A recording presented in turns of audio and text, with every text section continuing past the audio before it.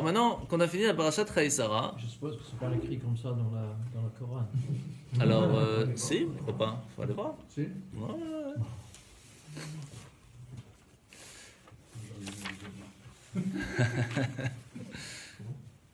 Alors maintenant qu'on a fait la parashat Chaïsara, on va commencer la parashat Toldot.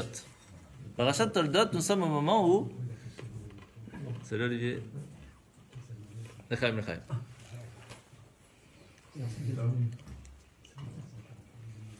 Donc Abraham est mort maintenant. Oui, donc maintenant Abraham est parti et Yitzhak va essayer d'avoir des enfants. Alors bien sûr, c'est pas à 3 ans quand sa femme a 3 ans qu'il va essayer d'avoir des enfants. Donc plus tard, à peu près... Il va... Je crois pas qu'il va rentrer dedans. Ouais, surtout s'il n'y a pas les clés de voiture, ça va être difficile. On a les mains. Alors, Yitzhak et Rivka vont essayer pendant 20 ans d'avoir des enfants, mais ils ne vont pas réussir. De la même façon que Sarah a attendu plus de 90 ans pour pouvoir avoir des enfants, eh bien ici, Rivka va attendre plus de 20 ans avant d'avoir des enfants. Alors qu'est-ce qu'ils vont faire? Ils vont aller prier. Ils vont aller prier à l'endroit même où Yitzhak a fait le sacrifice de Isaac. Ils vont aller prier là-bas. Mais qu'est-ce qui va faire que la prière va fonctionner? Écoutez bien, c'est important pour vous quand vous allez vous marier. C'est que Yitzhak va demander à Dieu à ce que ses enfants ne viennent que de Rivka. Et Rivka va demander à Dieu que ses enfants ne viennent que de Yitzhak. C'est-à-dire que chacun n'a pas prié pour lui, mais il a prié pour son conjoint. Et lorsqu'on prie pour quelqu'un d'autre, la bénédiction passe d'abord par soi avant d'arriver chez l'autre. C'est pour cela que quand on veut recevoir quelque chose, c'est mieux de demander pour les autres, parce que là, ça passe par nous en premier lieu. C'est beau ça. C'est comme ça que ça fonctionne. Et donc, c'est comme ça que elle va tomber enceinte. Mais elle va avoir très très peur, la pauvre. Parce que Rivka, elle va avoir très très peur, parce que lorsqu'elle passe à côté d'une maison d'idolâtrie, eh bien, le bébé veut sortir. Et lorsqu'elle passe à côté de la yeshiva de Shem Ever, le bébé aussi veut sortir. Elle dit, c'est quoi ce bébé? Il veut tout faire. Et là, elle va aller voir le prophète de la génération, Shem Ever, et qui va lui dire, ne t'inquiète pas, ou inquiète-toi, tu as en toi 2 personnes. 2 qui seront 2 grands peuples, 2 grandes nations vont naître de toi. Les 2 vont se battre tout le temps, et une sera toujours au-dessus de l'autre, à un certain moment donné, et la raison sera donnée plus tard, comment faire pour être au-dessus ou en dessous. Et donc, il y a beaucoup de questions qui se posent par rapport à ça, parce que est-ce qu'on peut dire qu'une personne naît avec déjà la faculté d'aller directement vers l'idolâtrie, et alors ça veut dire qu'il est foutu avant de commencer? Qu'est-ce que tu en penses? Est-ce qu'on peut dire qu'une personne elle naît avec des mauvaises influences et il n'y a rien à faire, il est foutu? Et pourtant, c'est ce qu'on vient de voir. C'est pas déterminé par Dieu ça. Alors, on ne croit pas au changement. alors c'est ça. On est avec les midotes, mais après on a le libre arbitre. C'est ça. En fait, on est avec un certain potentiel qui pourrait nous attirer vers un côté ou vers l'autre, mais ça ne veut pas dire qu'on doit le faire. Le Talmud nous donne toute une liste des personnes qui peuvent naître avec un certain mida, avec une certaine comportement ou une volonté de faire les choses. Par exemple, il y a une personne qui va naître avec la volonté de tuer, tout le temps en train de chercher le sang. Alors qu'est-ce qu'on lui conseille? Va travailler dans la shrita. Tu t'occupes de l'abattage rituel des animaux. Quelqu'un qui est toujours très patient, etc., va t'occuper des choses. Donc, en fait, quelqu'un qui se met en colère aussi peut s'occuper d'aller faire la guerre pour protéger le pays. Et chacun, il va naître avec une certaine mida, certains Trait de caractère. traits de caractère. Mais ça ne veut pas dire qu'il est spécialement pas bien ou spécialement bien. C'est à nous de choisir comment on veut le transcrire dans le monde, de le gérer. Et donc ici, il y avait cette volonté de Yaakov d'être quelqu'un qui allait tout le temps étudier la Torah. Et ça, c'est ce qu'il a utilisé. Mais il aurait très bien pu utiliser ça pour faire autre chose, pour aller étudier des choses profanes. Et ça, il est né roux, avec beaucoup de volonté de se battre tout le temps. Mais pourquoi? Parce qu'il avait un potentiel de se battre et de gagner contre son mauvais penchant. Mais à la place d'utiliser ça comme ça, il a utilisé le mauvais penchant pour utiliser sa mida. Donc, il n'a pas fait son travail. Et malheureusement, Esav, c'est un petit peu comme on raconte l'histoire de la myrte et du buisson. Vous savez l'histoire de la myrte et le buisson, hein, Michael? La myrte et le buisson, quand ils sont petits, ils se ressemblent énormément. Et quand ils grandissent, c'est là qu'on voit la différence. La myrte, elle sent bon, elle est jolie, etc. Et le buisson, bah, il reste buisson. Eh bien, c'est un peu la même chose entre Esav et Yaakov. Parce que Esav et Yaakov, ils vont être dans la même école jusqu'à leur bar mitzvah. Jusqu'à 13 ans, ils vont étudier la Torah. Les deux vont étudier la Torah. Jusqu'à 13 ans, ils vont avoir les mêmes éducations, exactement la même. Et à 13 ans, un, il a grandi, c'est devenu une myrte, et l'autre, c'est resté un buisson piquant. Pourquoi? Alors, la première chose à savoir, quand vous allez avoir des enfants, c'est qu'on ne peut pas donner la même éducation aux deux enfants. Chaque enfant doit être éduqué par rapport à lui. Et c'est une erreur de donner exactement la même éducation aux deux. Ça, c'est la première chose. Chaque enfant est différent. Même si on donne la même connaissance, mais une connaissance n'est pas une éducation. Deux choses. Yaakov, c'est le fils. Ouais, et ça aussi. C'est jumeau. Ok. Et donc, qu'est-ce qui va se passer? Esav, ça va être un grand rusé. Il va aller voir son père à chaque fois et lui dit: ah papa, j'étais ce matin à la Sina, on a fait le minyan et tout, c'était très sympa. Et après, je me suis même, j'ai écouté le petit mot de Torah. Et donc, je connais tel truc, il commence à discuter avec lui. Sauf que depuis le moment où il a fini son petit mot de Torah jusqu'au soir où il est parti voir son père, il a violé, il a tué, il a tout ce que tu veux ou tout ce que tu veux pas. Et donc, il parlait comme ça avec son père pour style: je suis un grand sadique, moi je fais plein de bonnes choses et tout. Au point qu'il allait voir son père et lui dit: tu sais quoi papa, je voulais savoir, j'ai donné les 10% de mon salaire, mais est-ce qu'on doit donner les 10% sur le sel? Est-ce qu'on doit... Stam, il cherchait les petits trucs pour montrer qu'il faisait des belles choses. Mais en fait, rien du tout. Et tellement il voulait essayer de ruser son père, qu'il est même parti se marier avec la fille de Ishmaël. On va voir un peu plus tard pourquoi. Mais il y avait un souci ici. C'est que, vous savez qu'Abraham, avec Ishmaël, il a fait une erreur d'éducation. C'était quoi? C'est qu'il a tout laissé. Il n'a pas dit ça, il ne faut pas faire. Et ça, malheureusement, quand on ne dit pas stop à son enfant, c'est pas bon pour lui. Parce que ça peut tourner en catastrophe. Alors qu'est-ce qu'il a voulu faire, Yitzhak? Un peu l'inverse. Je vais tout interdire. Tout strict.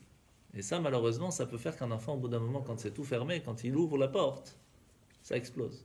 C'est ce qui s'est passé avec Esav. Et lorsque ça a explosé, le père ne savait plus quoi faire. Alors il a toujours prié pour qu'il fasse teshuva, mais c'était déjà foutu, c'était déjà très tard. C'est jamais trop tard, mais malheureusement ça n'a pas fonctionné. Et donc il n'y a que Yaakov qui va faire ce mélange de temps en temps savoir être ouvert et de temps en temps il faut fermer les portes aussi. Et donc c'est pour ça que c'est Yaakov qui va avoir les 12 tribus et pas Abraham ni Yitzhak.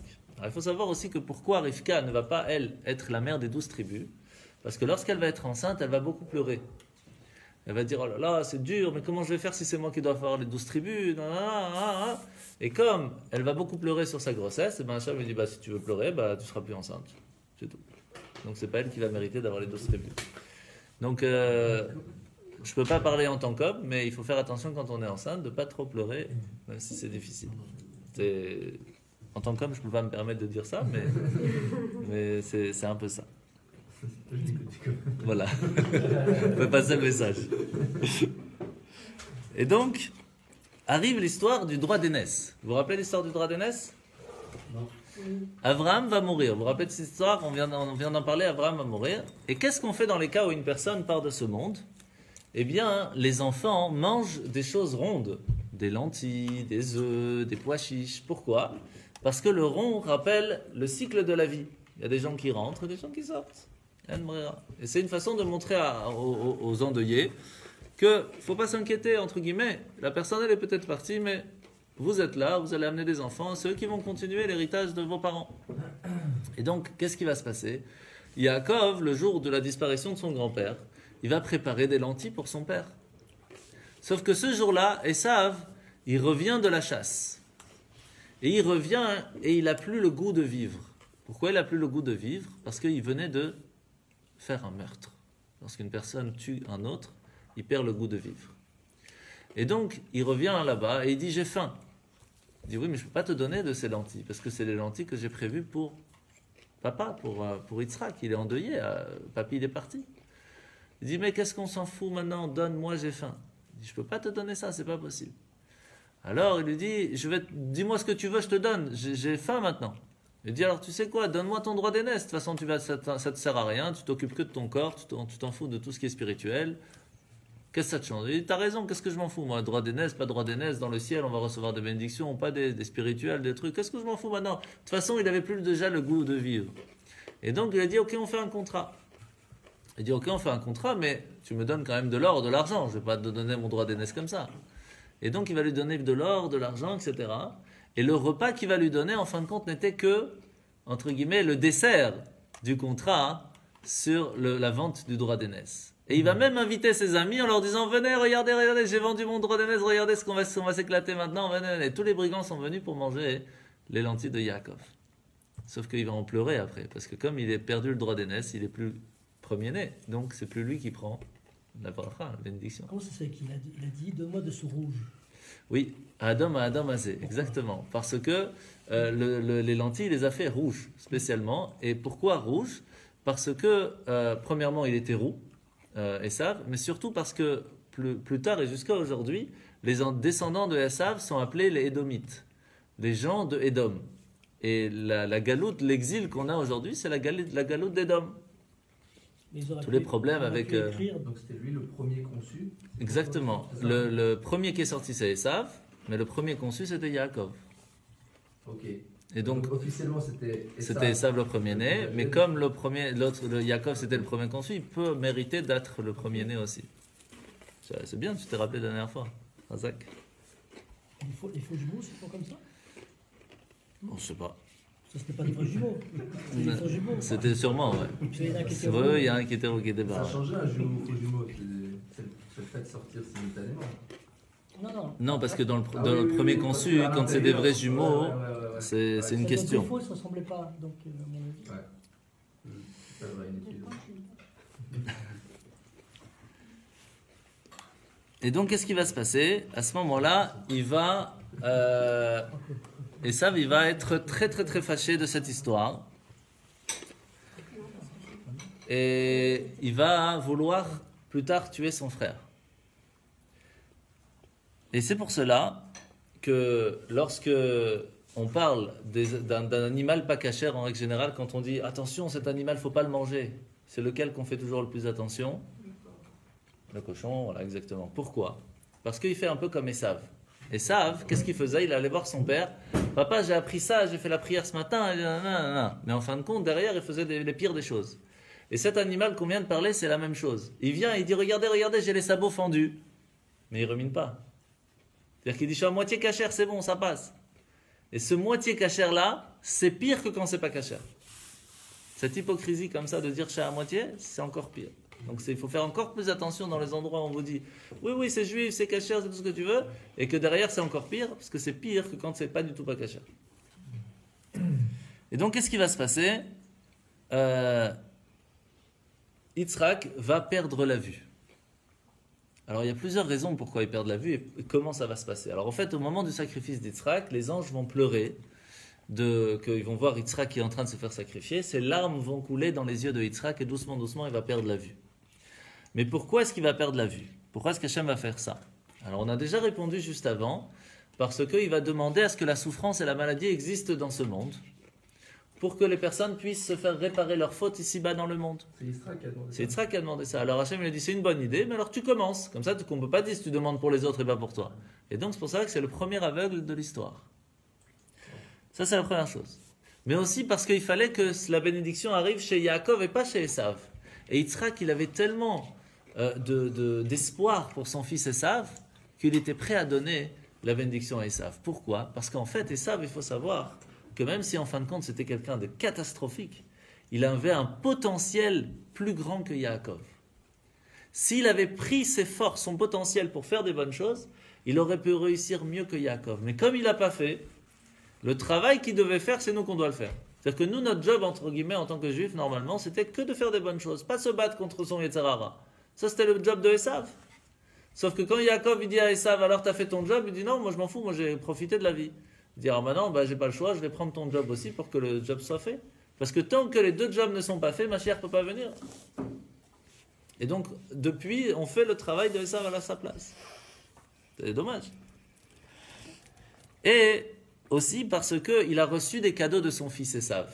Et on sait qu'une personne qui reçoit des cadeaux d'Aracha, eh bien, perd la vue. Parce que c'est pas bien. C'est ce qu'on appelle shochad. Comme un juge, par exemple, qui reçoit des cadeaux pour un jugement, etc., ça ferme les yeux du juge. Ben, alors on perd la vue aussi. Et aussi et surtout, parce que les femmes de Esav faisaient beaucoup d'idoles, beaucoup d'idolâtrie.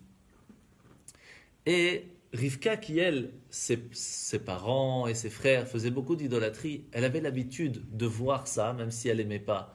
Mais elle avait déjà vécu dans ce truc. Donc elle voyait d'autres faire, ça dérangeait pas trop si on veut. Ça dérangeait, mais bon, elle avait déjà vu ça. Mais Yitzhak qui avait vécu toujours dans la sainteté avec son père, avec Abraham, Sarah, pour lui, chaque petite chose contre Dieu, c'était un monde. Et donc, pour ne pas qu'il puisse souffrir de voir ses belles-filles faire de l'idolâtrie, Hachem lui a fermé les yeux. Rien que pour ça. Et c'est comme ça que, en fin de compte, Yaakov va aller chercher les bénédictions chez son père à la place de Esav. Comment ça va se passer? Très simple. Yitzhak qui va dire à son fils Esav, écoute, aujourd'hui, ce soir, c'est Pessah. Va me chercher un agneau, etc. Tu me prépares, parce que c'est le sacrifice de Pessah, il faut manger ce soir un agneau, et tu me le prépares comme il faut, etc. Il faut savoir que Esav, c'était un très grand chasseur d'animaux. Comment il faisait pour chasser? Très simple. Il avait un habit magique. Vous vous rappelez de cet habit ou pas? Non?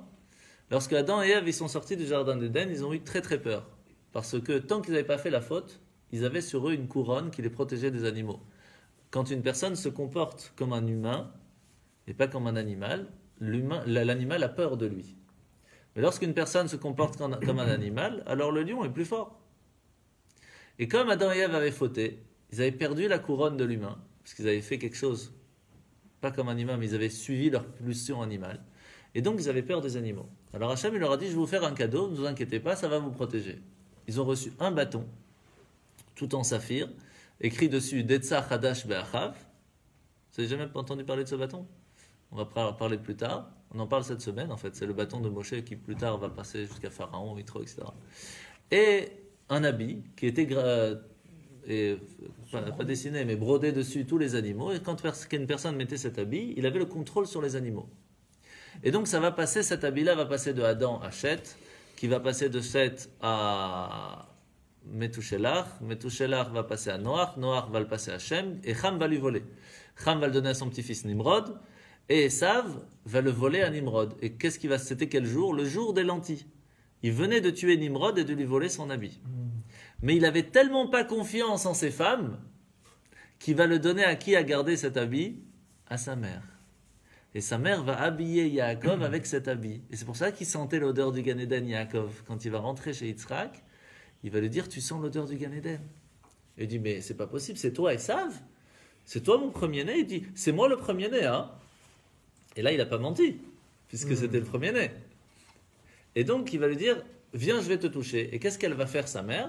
Elle va lui mettre de la peau de chèvre ici sur les mains, pour que quand il touche, il voit qu'il est poilu. Parce que Esav était très poilu, il est né poilu.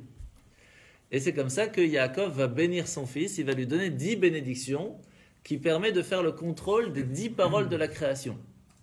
Donc, il a reçu une bénédiction complète, qui va en fin de compte transmettre à Yaakov, qui va transmettre à ses enfants, qu'on va parler beaucoup plus tard.